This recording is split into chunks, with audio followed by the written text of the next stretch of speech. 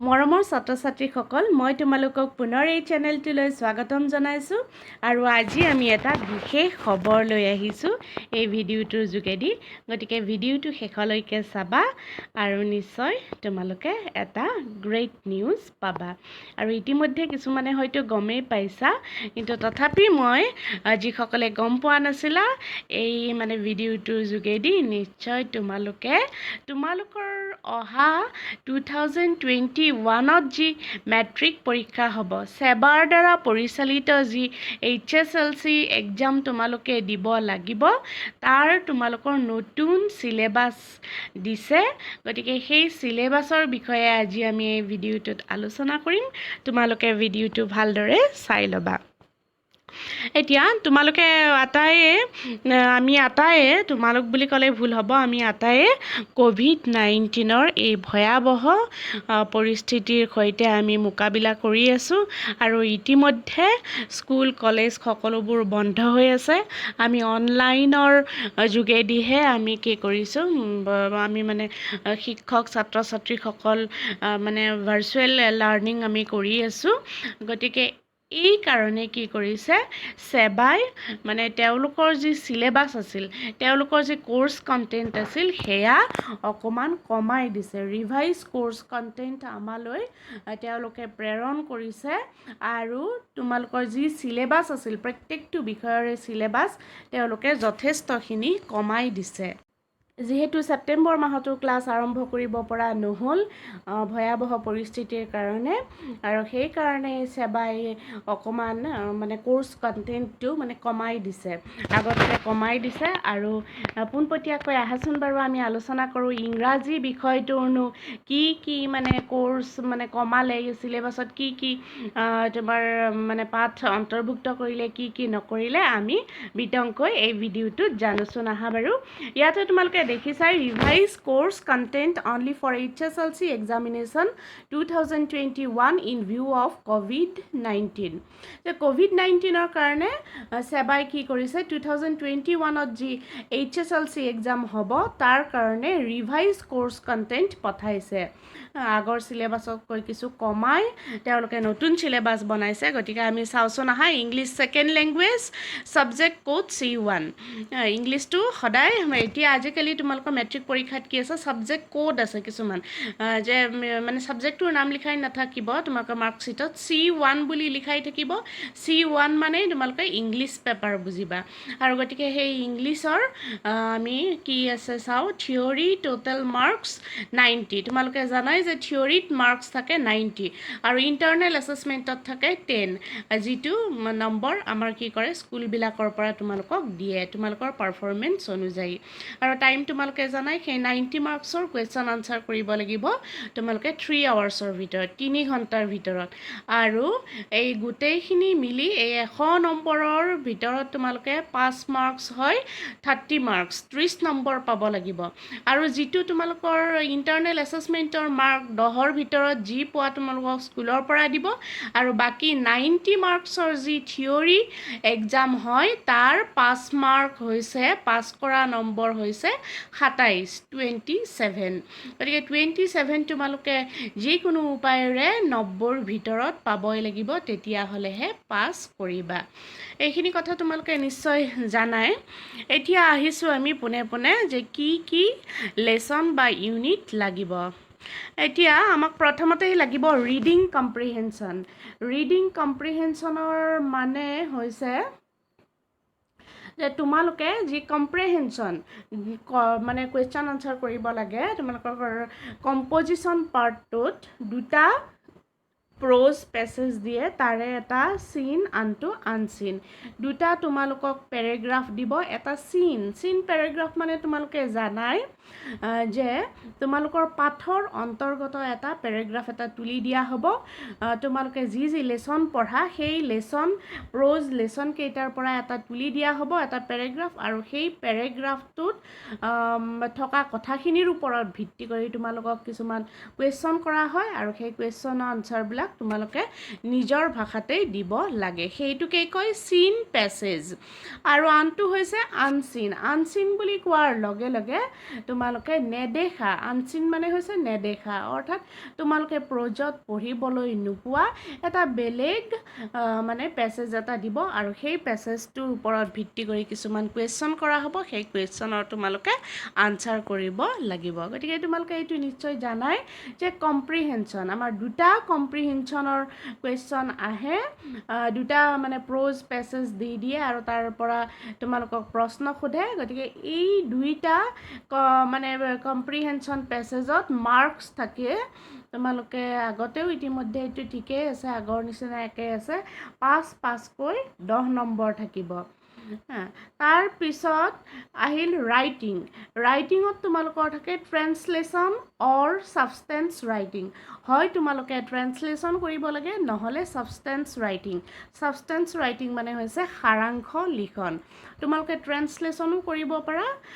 নাইবা সাৰাংশ লিখিবও পাৰা এই দুটাৰ ভিতৰত যিকোনো এটা আনচাৰ কৰিলেই হয় আগতে এটা কথা আছিল যে ইংলিছ মিডিয়ামৰ ষ্টুডেণ্টছখিনিয়ে সাধাৰণতে ছাবষ্টেন্স ৰাইটিং কৰিছিল আৰু অসমীয়া মিডিয়ামৰ ষ্টুডেণ্টখিনিয়ে ট্ৰান্সলেশ্যন কৰিছিল কিন্তু এতিয়া সেই বাধ্যবাধকতাটো নাই যি মিডিয়ামৰ ষ্টুডেণ্ট হওক ট্ৰেন্সলেশ্যন নাইবা ছাবষ্টেন্স ৰাইটিং এই দুইটাৰে যিকোনো এটা কৰিব তেওঁলোকে পাৰে আৰু তাত নম্বৰ থাকে 6 নম্বৰ তাৰপিছত আহিল এছে ষ্টৰি ৰাইটিং তোমালোকে জানাই পৰীক্ষাত তোমালোকে ৰচনা লিখিব লাগে নহ'লে ষ্টৰি ৰাইটিং লিখিব লাগে অৰ্থাৎ গল্প লিখিব লাগে গল্পৰ আউটলাইন কেইটা দিয়াই থাকে আৰু তাতো নম্বৰ থাকে 6 মাৰ্কছ থাকে তাৰপিছত আহিল তোমালোকৰ ৰাইটিং বুলি কওঁতে লেটাৰ ৰাইটিং অৰ ৰিপৰ্ট ৰাইটিং হয় তোমালোকে লেটাৰ লিখিব লাগে নহ'লে ৰিপৰ্ট লিখিব লাগে আৰু তাত থাকে নম্বৰ 5 নম্বৰ থাকে গতিকে এই 6+6+5 অৰ্থাৎ এই টোটেল মাৰ্কছ থাকিব এই ৰাইটিঙত 17 তাৰপিছত গ্ৰামাৰৰ এই ওপৰৰ যি এ আৰু বি পৰ্চন দুটা গ'ল সেইখিনিক একেলগে কম্পজিশ্যন বুলি কোৱা হয় আৰু চি পাৰ্টত আহিল গ্ৰামাৰত কি লাগিব all the grammar portions of class 9 and determiners, tense forms, voice, narration, preposition, vocabulary, synthesis of sentences, verb phrases, sentence correction, clauses, models, etc. এতিয়া গ্ৰামাৰ ছেকশ্যনত তাৰমানে তোমালোকে এইখিনি কথা পঢ়িব লাগিব যে ক্লাছ 9ত তোমালোকে যি শিকি আহিলা সেই সকলোবোৰ লাগে সেই সকলোবোৰ লগাৰ উপৰিও মানে গ্ৰামাৰ ছেকশ্যনত আৰু বিশেষকৈ বাৰু ক্লাছ 9ৰ এইটো কথা কৰা তোমালোকে এইখিনি যিখিনি মানে পৰ্চন দিলে এইখিনি পৰ্চন মানে তোমালোকৰ ডিটাৰমিনাৰ্ছ মানে তোমালোকে জানাই ডিটাৰমিনাৰ্ছ পঢ়িব লাগিব তাৰপিছত টেন্স ফৰ্মছ কাৰেক্ট টেন্সৰ কাৰণে তোমালোকে টেন্সৰ বিষয়ে জানিব লাগিব মানে কাৰেক্ট টেন্স কৰা আহেতো 3 নম্বৰৰ তাৰ কাৰণে তোমালোকে টেন্সৰ ফৰ্ম জানিবই লাগিব ভইচত আহে 2 নম্বৰ নেৰেশ্যনত আহে 2 নম্বৰ প্ৰিপজিশ্যনত তেনেদৰে হাফকৈ তোমাৰ 4টা বা 6টা থাকিব তাতে 2 বা 3 নম্বৰ থাকিল ভকেবুলাৰী মানে তোমালোকৰ যিটো এই কিছুমান তাৰমানে হেৰি থাকিব ৱৰ্ড থাকিব সেইটোৰ ধৰা সেইটোৰ কোনটো হয় আমি ব্ৰেকেটত মানে দুটা ৱৰ্ড দিয়াই থাকিব সেন্টেন্স কিছুমান দিয়াই থাকিব তাতে কোনটো ৱৰ্ড মানে হ'ব তেনেকুৱা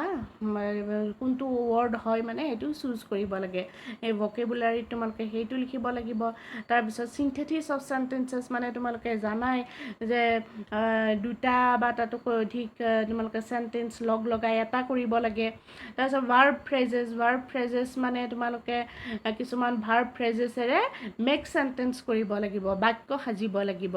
তাৰ উপৰিও সেন্টেন্স কাৰেকশ্যন মানে সেন্টেন্স কিছুমান তোমালোকৰ দিয়াই থাকিব যিবিলাকত ক'বাত নহয় ক'বাত মানে ভুল থাকে আৰু সেই সেন্টেন্সবিলাক কাৰেক্ট কৰি পুনৰ শুদ্ধকৈ লিখিব লাগিব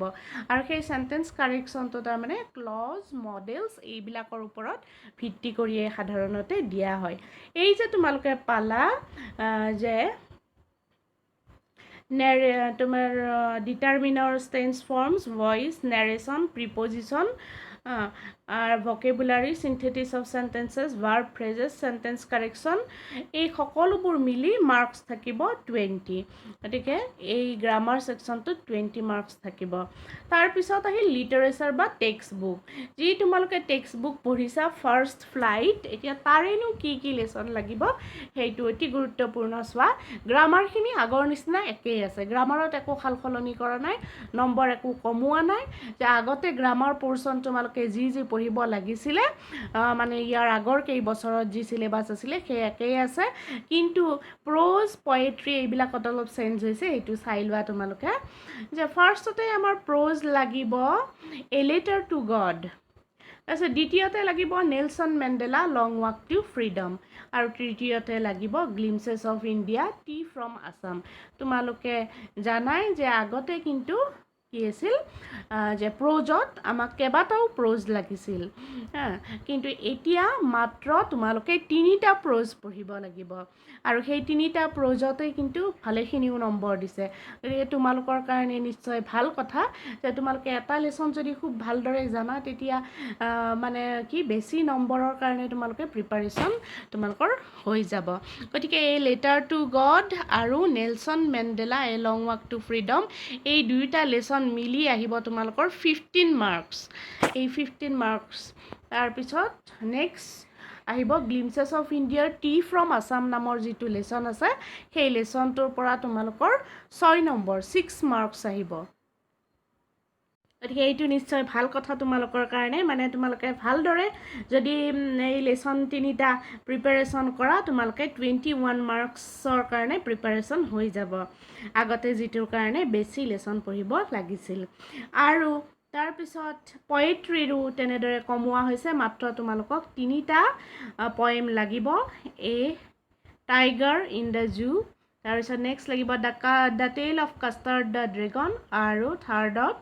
এনিমেলছ এই তিনিটা মাত্ৰ পয়েম লাগিব গতিকে এই তিনিটা পয়েমৰ পৰা মিলি তোমালোকৰ 12 মাৰ্কছ আহিব 12 নম্বৰ আহিব তাৰপিছত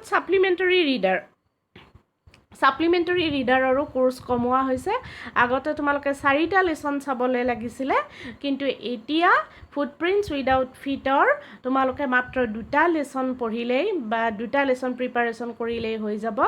5-5কৈ 2টা তাৰে কুৱেশ্যন আমি লিখিব লাগিব 5 নম্বৰকৈ থাকে এটা কুৱেশ্যনত তোমালোকে জানাই এতিয়া লেসন আমি পঢ়িব লাগিব দ্য মিডনাইট ভিজিটৰ আৰু ফুটপ্ৰিণ্টছ উইদাউট ফিট এই দুটা লেসন মিলি 10 নম্বৰ থাকিব আৰু এতিয়া টোটেল যদি তোমালোকে কৰি চোৱা তেতিয়াহ'লে দেখিবা এই সকলোখিনি মিলি তোমালোকৰ 90 মাৰ্কছ হ'ব আৰু ইণ্টাৰনেল এছেছমেণ্টটো 10 নম্বৰ এইটো স্কুলৰ পৰা তোমালোকক পাৰফৰ্মেঞ্চটো চাই দিব গতিকে আজি এইখিনিয়ে আছিল তোমালোকৰ নতুন সিলেবাছ অনুসৰি তোমালোকৰ মানে কোৰ্স কন্টেন্টটো গতিকে মই যিমান পাৰো ভালদৰে আলোচনা কৰিলো কোৰ্স কন্টেন্ট তোমালোকে কি চাব লাগিব 2021ত হ'বলগীয়া মেট্ৰিক পৰীক্ষালৈ ইংৰাজী বিষয়ত তেনেদৰে মই আন সাবজেক্টবিলাকৰ ওপৰতো মানে এই সিলেবাসটো চাই মই ভিডিও বনাইছোঁ বিশেষকৈ মোৰ চেনেলত যিহেতু ইংৰাজী আৰু সমাজ বিজ্ঞান এই দুইটা সাবজেক্টেই মই সাঙুৰি লৈছোঁ গতিকে সমাজ বিজ্ঞানৰো মই এনেকুৱা ভিডিও আকাৰে তোমালোকক কোৰ্স কন্টেন্টটো জানিবলৈ দিম তোমালোকে ভালদৰে চাই ল'বা আৰু সেইমতে তোমালোকে প্ৰিপাৰেশ্যন কৰি থাকা পৰীক্ষা হ'বই গতিকে তোমালোকে ভালদৰে পঢ়া শুনা ৰেগুলাৰলি কৰি থাকা আৰু যে ভিডিওটো যে চালা ইমান সময়ৰ কাৰণে তাৰ কাৰণে মই তোমালোক আটাইকে ধন্যবাদ জনাইছোঁ আৰু যদিহে মোৰ চেনেলটো এতিয়ালৈকে ছাবস্ক্ৰাইব কৰি থোৱা নাই তোমালোকে ছাবস্ক্ৰাইব কৰি ল'বা আৰু বন্ধুবৰ্গৰ সৈতে এই ভিডিওটো শ্বেয়াৰ কৰিবা আজিলৈ এইখিনিতে এৰিছোঁ